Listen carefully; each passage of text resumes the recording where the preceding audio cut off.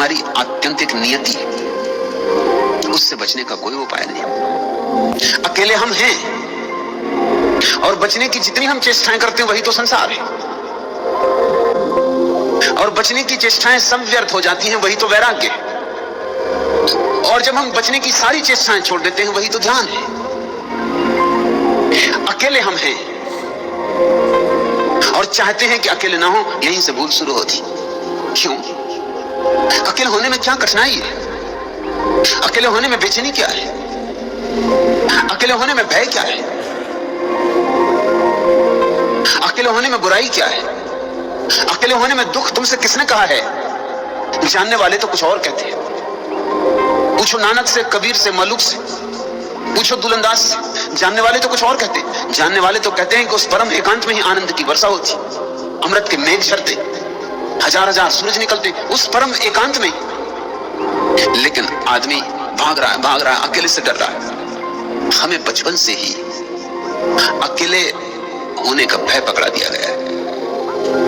किसी बच्चे को माँ बाप अकेला नहीं छोड़ते, कोई ना कोई मौजूद होना चाहिए। और माँ बाप को जरा भी ख्याल नहीं कि बच्चा 9 महीने तक पेट में बिल्कुल अकेला था, एक बार भी नहीं रोया, एक बार भी चीख पुकार नहीं मचाई, एक बार भी नहीं कहा कि मुझे बहुत डर लगता।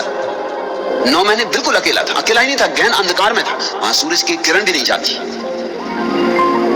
मगर मनोवैज्ञानिक कहते हैं कि वे 9 महीने ही बच्चे के जीवन में सर्वाधिक आनंद के दिन थे, और उन्हीं की याद के कारण आदमी मोक्ष की तलाश करता। मनोविज्ञान की तो ये व्याख्या है मोक्ष की तलाश की, कि वो जो 9 महीने बच्चे ने जाने परम एकांत शांति के और विराम के, उनकी स्मृति उसे पीछा करती। उसके अचेतन में अब भी वो याद सरकती, वे सुखद क्षण अब भी उसकी स्मृति में डोलते, वह सुवास अभी भी उसको घेरे रहती, और वो उसी की तलाश कर रहा है। मनोवैज्ञानिकों के हिसाब से तो मोक्ष की खोज गर्भ के एकांत शून्य शांत विराम की खोज। मनोवैज्ञानिक ये भी कहते हैं कि आदमी जो सुंदर सुंदर घर बनाता है वो भी उसी गर्भ की आकांक्षा में बनाए जाते हैं। अच्छा मकान बनाते हैं, अच्छा कमरा बनाते हैं, उसमें खूब फर्नीचर सजाते हैं, गद्दे गद्दियां लगाते हैं, जितना भी स्वागत करता हुआ मालूम पड़े, जितना ही विश्रामपूर्ण हो, उतना ही अच्छा लगता है। अमेरिका में तो एक नया प्रयोग चल रहा है जिसमें एक जो प्रयोग महत्वपूर्ण है, मशीनें अगले महीने तक यहां भी आ जाएंगी और यहां भी ध्यानी उसको शुरू करेंगे। महत्वपूर्ण प्रयोग है। इस सदी में जो ध्यान की नई से नई प्रक्रियाएं खोजी गई उनमें से एक है। एक टैंक बनाया है वैज्ञानिकों ने, ठीक गर्भ के आधार पर उसको जमीन के नीचे गड़ा देते हैं। गहन अंधकार होता है, उसमें साउंड प्रूफ होता है, उसमें कोई आवाज बाहर से भीतर नहीं आती। उसमें जो जल होता है वो ठीक वैसा ही रासायनिक होता है जैसा मां के पेट में जो जल होता है जिसमें बच्चा तैरता है।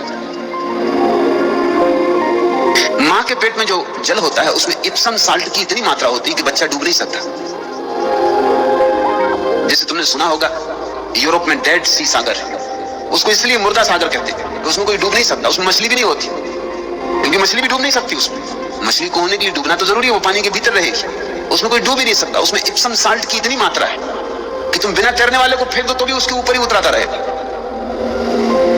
शरीर से पानी का वजन ज्यादा है, शरीर हल्का पड़ जाता है। मां के पेट में इप्सम साल्ट की इतनी मात्रा होती है कि छोटा सा बच्चा नहीं तो कभी का डुबकी खा जाए, पेट में पानी ही पानी भरा रहता है। वो जो मां का पेट इतना बड़ा दिखाई पड़ता है उसमें तुम ये मत सोचना कि इतना बड़ा बच्चे की वजह से दिखाई पड़ता है, उसमें बड़ा कारण तो पानी का भरा होना है। और तुमने देखा जब स्त्रियां गर्भवती होती तो नमक ज्यादा खाने लगती, उनको नमकीन चीजें पसंद आने लगती। उसका कुल कारण इतना है कि वो पानी जो भीतर पेट में भरा उसको नमक ही नमक चाहिए, जितना नमक मिल सके उतना अच्छा। यहां तक हालत हो जाती है कि स्त्री दीवानों का चूना निकाल के खाने लगती, मिट्टी खाने लगती, सौंधी मिट्टी जिसमें थोड़ा सा नमकीन स्वाद होता। गांव की स्त्रियां तो अक्सर खेत की मिट्टी खा लेती। उस टैंक में ठीक उतनी ही मात्रा में रासायनिक द्रव्य होते जितने मां के पेट में होते। उस टैंक में आदमी को छोड़ देते, उसमें तुम डूब नहीं सकते, तुम लाख उपाय करो तो नहीं डूब सकते, उसमें तुम तैरते ही रहते। और गहन अंधकार, और तुम्हारी नाक से बस एक नली जुड़ी रहती, जैसे मां के पेट में तुम मां से जुड़े रहते हो श्वास लेने के लिए, ऐसी ही बस एक नली जुड़ी रहती जिससे ऑक्सीजन आता रहता। इस टैंक में घंटे 2 घंटे रहने पर अपूर्व अनुभव होते, शांति के, शून्य के, देह रहितता के।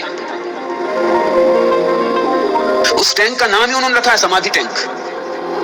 उनके लिए कोई और अच्छा मिला भी नहीं, पश्चिम की भाषा में है भी नहीं कोई और अच्छा नाम। उस टैंक में कुछ अर्थ तो है, वैज्ञानिक अर्थ है। उसमें जो 2-3 घंटे रह आता है, उसको पहली दफा फिर से पुनः याद आ जाती है मां के गर्भ में रहने की, और उस शांति की, उस आनंद की। वैज्ञानिक तो यही कहते हैं कि ध्यान की प्रक्रियाएं भी उसी अवस्था में ले जाती हैं, बिना बाहरी उपकरणों के। ध्यान की प्रक्रिया भी उसी अवस्था में ले जाती है। मोक्ष की, स्वर्ग की खोज भी उसी की खोज।